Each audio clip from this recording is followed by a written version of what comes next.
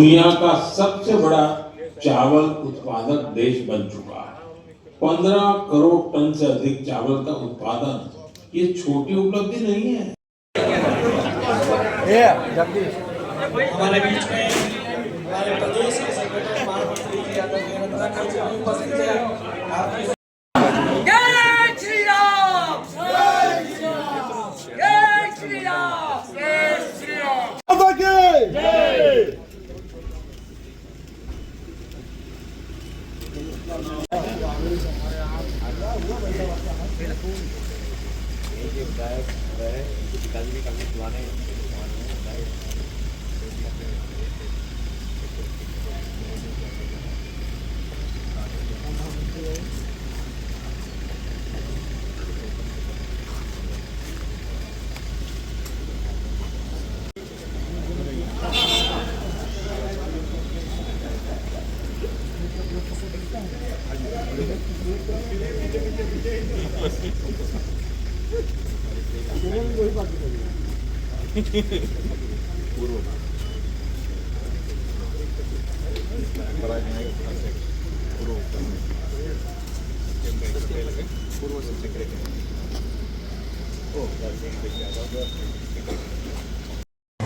लेकिन इतने गहरे दर्द के बीच भी आदिन के पिता अरुण अब्राहम और मां शेरिन ने एक ऐसा फैसला लिया।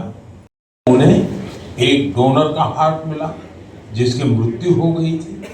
इसके बाद तो उनका जीवन ही बदल गया। पश्चिम बंगाल के गौरा कभी किसी उन पैसों की ठगी हो जाती है जो उसने बच्चों की फीस जमा करने के लिए बचाए थे। कारोबारियों से धोखाधड़ी की खबरें भी हमें देखने को मिलती है। कोई फोन करता है और कहता है मैं एक बड़ा अधिकारी हूँ, आपको कुछ डिटेल्स शेयर बल मिल रहा है। इस दिशा में कई संस्थाएं और लोग असाधारण कार्य कर रहे हैं। साथियों, केरला की और फिर अगले स्टेप में हमने ये भी दिखाया कि कैसे टेक्नोलॉजी से ये अनमोल भारतीय ज्ञान, इंडियन लैंग्वेजेस भारतीय मूल का होता है और वो उस देश के लिए खेल रहा होता है जहां उसका परिवार बस गया है। वे अपने अपने देशों की जर्सी पहनकर मैदान में उतरते हैं, पूरे मन से उस देश का प्रतिनिधित्व करते हैं। कनाडा की टीम में सबसे ऑर्गन डोनर्स में जुड़ गया है। साथियों, इन दिनों लाइन में आई जाए। ચર્ચા કરી છે કે રીતે બેઠકની વ્યવસ્થા હતી અને ખાસ નીતિન નવીનજીએ અંતિમ સ્પીચમાં શું કીધું ગુજરાતના સૂચન પણ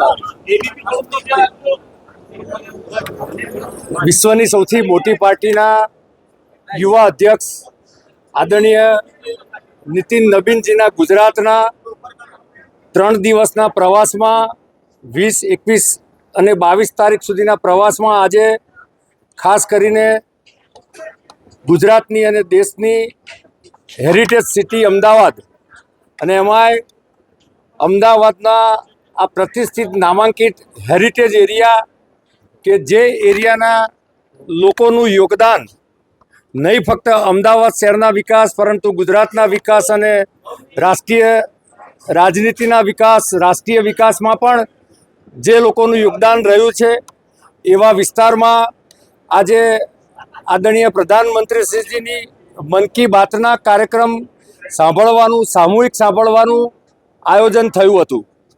એમાં ઐતિહાસિક રીતે રાષ્ટ્રીય અધ્યક્ષની સાથે આ જ વિસ્તારના, આ જ બૂથના અધ્યક્ષ, આ મંડળ એટલે કે વોર્ડના અધ્યક્ષ, પ્રદેશ અધ્યક્ષ અને શહેરના અધ્યક્ષ એક જ લાઇનમાં એમની સાથે બેસીને અને નામાંકિત કાર્યકર્તાઓ, આ વિસ્તારના સ્થાનિક કાર્યકર્તાઓએ સાથે બેસીને આ મન કી બાત કાર્યક્રમ સાંભળ્યો। આજે પણ ગુજરાતની ભાતીગળ સંસ્કૃતિ અને એના પ્રતીક સમાન અનેક પ્રતીકોથી રાષ્ટ્રીય અધ્યક્ષજીનું અને અમારા રાષ્ટ્રીય નેતૃત્વનું સ્વાગત થયું। કુલ મળીને રાષ્ટ્રીય અધ્યક્ષશ્રી આ પ્રકારના કાર્યક્રમથી ખૂબ પ્રભાવિત થયા અને આવનારા સમયમાં જે રીતે ભારતીય જનતા પાર્ટીમાં બૂથના અધ્યક્ષનું સૌથી મોટું મહત્ત્વ છે, મંડળના અધ્યક્ષનું પણ એટલું જ મહત્ત્વ છે, એ જ પ્રકારે સંગઠનની કામગીરી, સંગઠનની રાજનીતિ અને સંગઠનનું સશક્તિકરણની એક દિશા સૂચવી અને એક પ્રકારની પ્રેરણા પણ આપે. હેરિટેજ સિટીની વાત કરી, ટિફિન બેઠકની વાત કરી.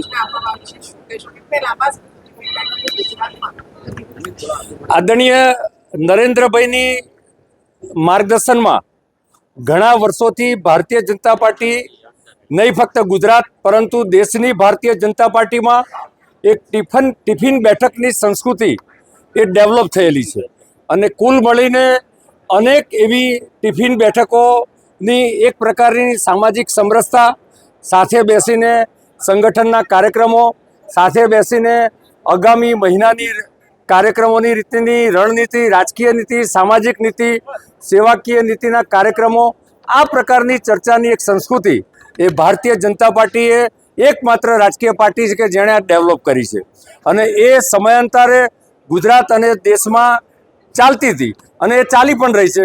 પરંતુ ક્યાંક ને ક્યાંક કેટલીક વખત ક્યાંક ને ક્યાંક નાનો મોટો કોઈ અન્ય કાર્યક્રમોમાં રોકાણના કારણે આ બેઠકો નિયમિત થાય એ પ્રકારનું માર્ગદર્શન આદરણીય અધ્યક્ષશ્રીએ આજે આપ્યું છે.